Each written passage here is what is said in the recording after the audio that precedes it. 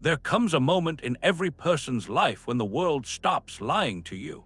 It doesn't happen loudly. Nobody shouts. Nobody confesses. It happens in silence, in a slow, almost surgical shift where something inside you finally wakes up, not because someone hurt you, because someone revealed themselves. And the truth they revealed wasn't violent. It was worse. It was indifferent. They delayed your needs as if your time was disposable. They dismissed your effort as if your loyalty was cheap. They took your patience as if it was their birthright. And the moment you notice it, the moment you see how effortlessly people normalize disrespect when you make it easy for them, something cracks inside you, not your heart, your illusion. And once an illusion breaks, reality enters like a blade. This is the moment where people expect you to fall apart, but instead you fall awake. You start replaying everything with new eyes. Every ignored message suddenly looks intentional. Every delayed response looks calculated. Every sorry I forgot looks more like I remembered, but it didn't matter. And what shocks you is not their behavior, it's your tolerance. The number of times you accepted crumbs, the number of times you justified disrespect, the number of times you taught people how to treat you simply by refusing to walk away. And now comes the twist the world never warns you about. You weren't betrayed, you were mirrored. They didn't break your boundaries, they followed them. They didn't undervalue you, you undervalued yourself first. And the moment this realization hits, the version of you who tolerates nonsense begins to die. But death is not the end, it is the beginning. Because as your tolerance dies, a new identity begins forming in its ashes. A colder identity, a clearer identity. A version of you that stops relying on emotional autopilot and starts operating from psychological precision. And this is where something dark, powerful, and unmistakably Machiavellian begins to take shape inside you. The world thinks cruelty changes people. It doesn't. Clarity does. Cruelty wounds the heart. Clarity rewires the mind. And once your mind shifts, the entire game shifts with it. You start withdrawing, not dramatically, not emotionally, but strategically. You stop explaining yourself to people who hear what they want. You stop repeating yourself to people who pretend they didn't understand the first time. You stop trying to prove your worth to people who were committed to ignoring it. You pull your energy back with the silence of a man who finally sees the battlefield he was walking blind through. And this is the first real click confirmation moment of your transformation. When your silence starts to carry meaning, and people around you feel the shift even if you never speak a word. Because silence isn't emptiness. Silence is pressure. Silence is data. Silence is a threat without a sentence, and your new silence exposes people more accurately than any confrontation ever could. Those who valued you adjust. Those who used you panic. Those who depended on your softness start searching for the cracks in your new armor, but they find nothing. Because you've turned your attention into something rare, and rare things create fear in those who took them for granted. This leads you into the next psychological twist: projection. People who benefited from your old pattern will insist the new you is the problem. They'll call you distant, difficult, selfish, dramatic, anything to avoid admitting the truth. Your upgrade exposes their exploitation. You didn't change. You simply stopped carrying their weight. And the human ego would rather rewrite your character than confront its own flaws. So they start projecting the narrative that keeps them comfortable. But projection doesn't move you anymore, because clarity has already cut the emotional strings that once controlled you. As their noise increases, your response becomes even more powerful. You don't respond at all, not because you're weak, because you're done. Done entertaining manipulation, done explaining basic respect, done being predictable enough to exploit. And this lack of reaction terrifies people more than anger ever could. They can argue with your words, they cannot argue with your absence. They can challenge your opinions, they cannot challenge your withdrawal. Your silence is no longer passive. It is strategic, intentional, and weaponized. And as you withdraw, something begins happening internally that changes everything. Your mind stops operating from emotional desperation and starts operating from emotional detachment. You stop craving validation. You stop chasing closure. You stop tying your self-worth to how gently people handle you. Instead, you begin to observe the world from a sharper altitude. You start seeing patterns you used to excuse. You start noticing inconsistencies you used to overlook. You begin reading intentions instead of listening to explanations. You become the kind of person who sees beneath behavior, beneath tone, beneath the mask. And once you learn to see, you can never go back to being blind. This is your internal reordering, the psychological recalibration that separates the old you from the emerging one. You become less reactive and more strategic, less emotional and more analytical, less available and more selective. You don't become colder, you become clearer. You don't become harder, you become sharper. And as this mental reconstruction continues, people sense a shift they cannot describe. They feel your energy changing, your boundaries tightening, your tolerance evaporating, your presence sharpening, your standards rising.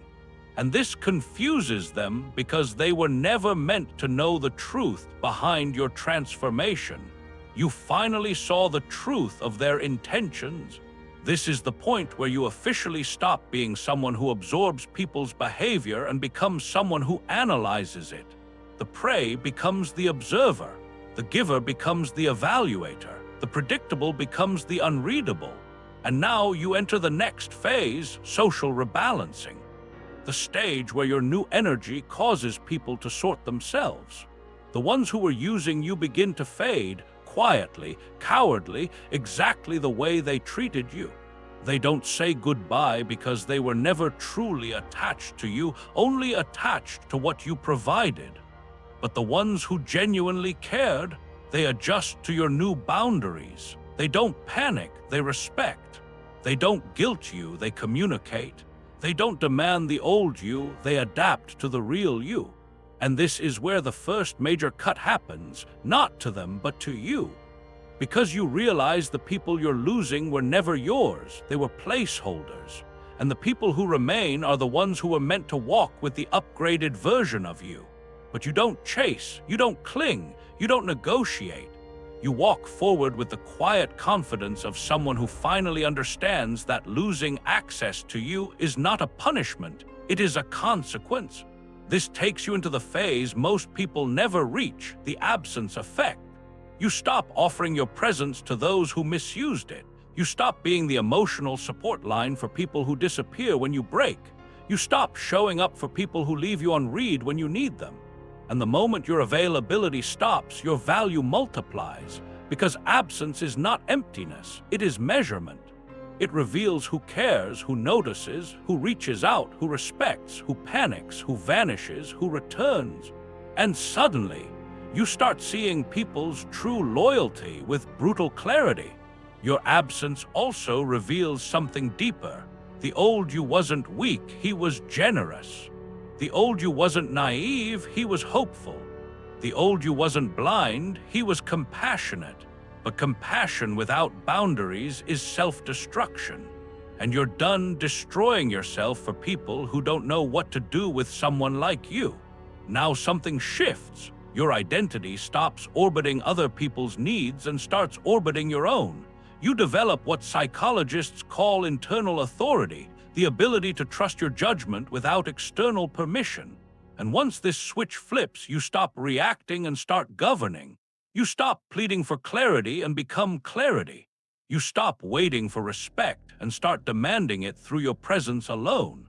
The world senses this shift and adjusts accordingly. Your transformation doesn't accelerate, it deepens.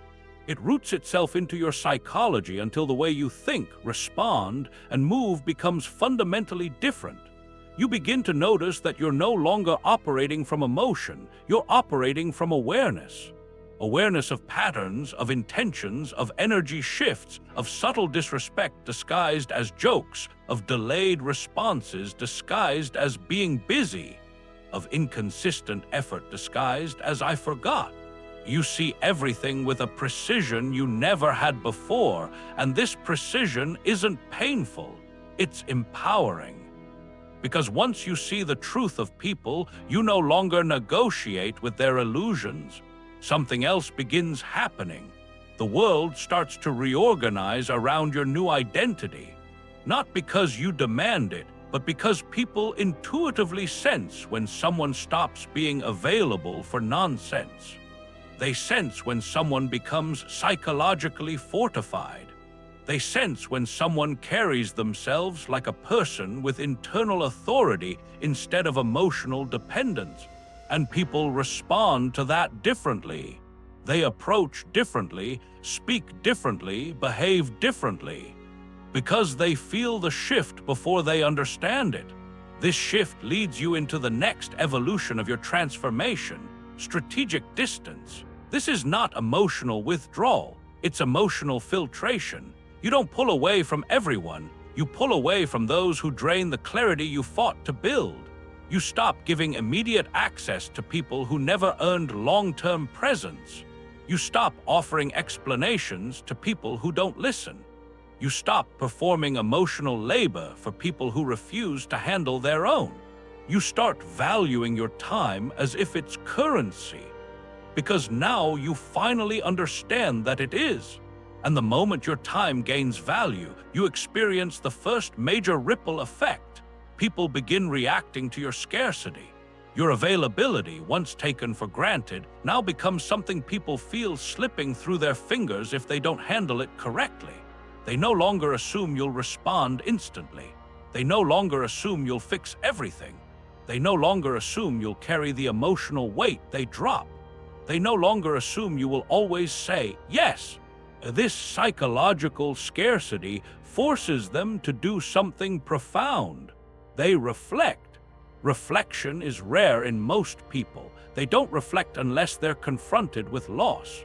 And your new boundaries introduce exactly that, the possibility of losing the version of you they misused. Some people will grow from this. They will rise to meet your new standards. They will adjust their behavior. They will show consistency instead of excuses. These are the people who value you. But others will do what weak minds always do. They will blame you. This is where projection returns, but now in a more desperate form. Instead of saying you've changed, they'll try to twist your growth into personality flaws. You think you're better now. You're cold. You're selfish. You don't care anymore. These accusations are not observations. They're confessions. Confessions that your new standards no longer align with their old privileges. Confessions that the dynamic they controlled has collapsed. Confessions that you have evolved into someone they cannot manipulate. And here comes the twist most people never understand. Their judgment doesn't affect you anymore. It used to. It used to make you doubt yourself. Now it makes you smile, because you finally recognize what their words truly reveal. Their frustration that the puppet they could once control has learned to cut the strings. So you don't argue, you don't defend, you don't explain. You let their disappointment feed their own ego while you continue operating from a place of clarity they'll never reach. This clarity leads you to one of the most important psychological milestones of your life: the ability to differentiate between attachment and alignment. Attachment is emotional, alignment is strategic. Attachment keeps you stuck with people who feel familiar. Alignment keeps you growing with people who match your direction. Attachment drains, alignment amplifies. Attachment makes you tolerate behavior that breaks you. Alignment makes you attract behavior that builds you. When you move from attachment to alignment, your entire social circle begins to shift. Some relationships dissolve quietly. Others implode dramatically, but every ending clarifies the path you should have been walking all along. And this path leads you toward a new form of power, behavioral independence. You no longer let someone's mood dictate your mood. You no longer let someone's inconsistency dictate your expectations. You no longer let someone's absence dictate your self-worth. You no longer let someone's approval dictate your confidence. You no longer let any external factor dictate the internal structure you've built. This independence terrifies people who once relied on your emotional dependence. They don't know how to handle the version of you who doesn't need reassurance, validation, or constant connection to feel meaningful. They don't know how to manipulate someone who doesn't respond to guilt. They don't know how to destabilize someone who doesn't crumble under pressure. They don't know how to influence someone who doesn't chase. Your new calmness becomes their chaos. Your new silence becomes their confusion. Your new standards become their threat. And as they try to regain control, you notice something fascinating. You're no longer irritated, you're amused. Because now you can see every tactic. You can see when someone is trying to provoke you. You can see when someone is trying to guilt you. You can see when someone is trying to pull you back into an old pattern you outgrew. You can see when someone pretends to care because they fear losing the benefits. You can see when someone compliments you to mask their insecurity. You can see everything. And this is the precise moment you become dangerous. Not because you harm people, but because you cannot be harmed the way you once were. Your composure becomes your weapon. Your silence becomes your test. Your distance becomes your filter. Your standards become your shield. Your presence becomes your leverage, and the world senses the difference. Even strangers can feel something about you has shifted. Your energy speaks before you do. Your eyes no longer seek approval, they read intentions. Your voice no longer wavers, it commands respect quietly. Your movements are no longer hesitant, they're deliberate, calculated, grounded. This opens the door to the next evolution, your emotional edge. You develop the ability to feel deeply without being derailed by your feelings. You don't shut down your emotions, you master them. You don't stop caring, you stop caring carelessly. You don't lose your sensitivity, you gain control over where you invest it. This emotional discipline is what separates the easily manipulated from the deeply sovereign. And you've crossed that line. Now your life enters a phase few ever reach. Alignment over attachment, clarity over comfort, self-respect over people-pleasing, strategy over impulse. Things that once drained you now bore you. People who once controlled you now confuse you. Situations that once destabilized you now amuse you. You no longer enter rooms to be liked, you enter to observe. You no longer fear losing people, you fear losing yourself again. You no longer crave validation, you crave authenticity. You no longer break to keep people. You let people break themselves trying to reach you. This is where life begins to reflect your internal shift. Your environment reshapes itself around your standards. You attract people who value depth, consistency, and clarity. Your path clears of the emotionally chaotic. Your energy repels the manipulative. You become the calm force in the storm. You become the unmoved center in chaos. You become the person even strong people admire quietly. And now you reach the doorway of the final metamorphosis. The psychological peak where everything you've built turns into dominance. A dominance that is quiet, strategic, and undeniable. A dominance that requires no explanation, no proof, no effort. A dominance that comes from a mind that no longer fears losing anything except itself. Your evolution reaches its most dangerous point when you realize that power was never about controlling others. It was about controlling yourself so completely that the world has no choice but to reorganize around you. This is the stage where everything slows down, not because life is easier, but because your mind is sharper. You see through people before they finish their sentences. You sense their motives before they speak. You read their patterns before they attempt their scripts. You no longer respond to the surface. You respond to the truth underneath it. And this truth gives you a kind of psychological precision that the old you could have never imagined. This is also the stage where your silence becomes expensive. People who once ignored your boundaries now wait for your response. People who once spoke over you now measure their words. People who once took advantage of your kindness now tiptoe around your presence. Not because you became cruel, but because you became unpredictable. Predictable people are easy to manipulate. Unpredictability disrupts patterns, and the human mind fears what it cannot calculate. This fear is not the loud fear of intimidation. It's the quiet fear of losing access to someone valuable.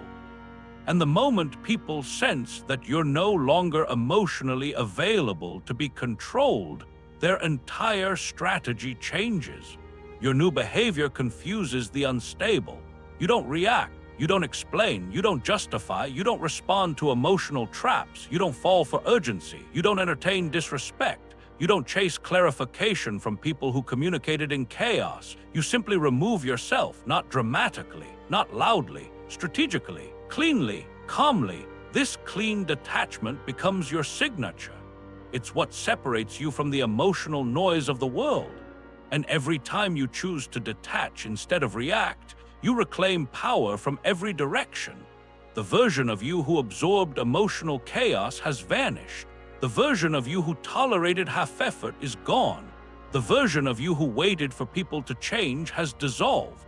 The version of you who allowed others to dictate the atmosphere of your mind has been buried. Now you operate from a place of sovereign clarity, a clarity so profound that people sense it before they understand it. The energy around you shifts, not because you're trying to intimidate anyone, but because your inner world is now uncompromisable. This is where people begin to test your new identity, not intentionally, instinctively. They want to see if your transformation is real or temporary. They push small boundaries, they offer half-truths, they delay responses, they give subtle jabs disguised as humor. They act inconsistent to see if you'll revert, but you don't. Not because you're trying to prove anything, but because you've finally learned the lesson you resisted for years. Losing someone who disrespects your standards is not a loss. It's a correction. This realization reconstructs your entire psychology. You stop negotiating with red flags. You stop fixing people who refuse to fix themselves. You stop trying to be understood by minds that aren't deep enough to comprehend you. You stop trying to stay where your soul feels unwelcome. You stop fearing the absence of people who were only present for what you provided, not who you were. And in that stillness, in that cold clarity, something extraordinary happens. You rise beyond emotional dependency entirely. Your rise introduces you to the most dangerous form of power, emotional sovereignty. The ability to remain internally balanced regardless of external chaos. The ability to maintain your standards even when you're tempted to lower them. The ability to walk away even when you care. The ability to stay silent even when provoked. The ability to respond with logic when someone attacks with emotion. This sovereignty makes you psychologically untouchable. People can provoke your emotions, but they cannot destabilize your identity. They can lie about you, but they cannot define you. They can abandon you, but they cannot reduce you. They can misunderstand you, but they cannot access the internal ground you stand on. And when you reach this level, something else emerges, an aura, not mystical, psychological. A presence built on discipline, boundaries, patience, self-respect, and strategic withdrawal. An aura people feel before you speak. It's the aura of someone who no longer needs to be chosen because they chose themselves. Someone who doesn't fear being alone because solitude sharpened them. Someone who doesn't run after validation because truth validates itself. Someone who no longer bends to fit into small spaces because they finally understood the width of their own mind. This aura attracts powerful people, people who move with precision, people who respect accountability, people who value directness, people who don't crumble under emotional intensity, people who understand boundaries as a sign of maturity, not rejection. But it also repels the weak, the insecure, the chaotic, the manipulative, the ones who depended on your softness to survive. These people won't just distance themselves, they will collapse under the pressure of your new identity. Weak minds cannot tolerate environments where emotional manipulation fails. Now you step into the highest tier of your transformation, sovereign detachment. This is not coldness. This is not apathy. This is not emotional numbness. This is mastery. The mastery of choosing where your emotional energy goes. You stop feeding situations that drain you. You stop investing in problems you didn't create. You stop participating in conversations meant to trigger you. You stop arguing with people committed to misunderstanding you. You stop involving yourself in cycles you've already outgrown. You stop trying to heal people who break themselves intentionally.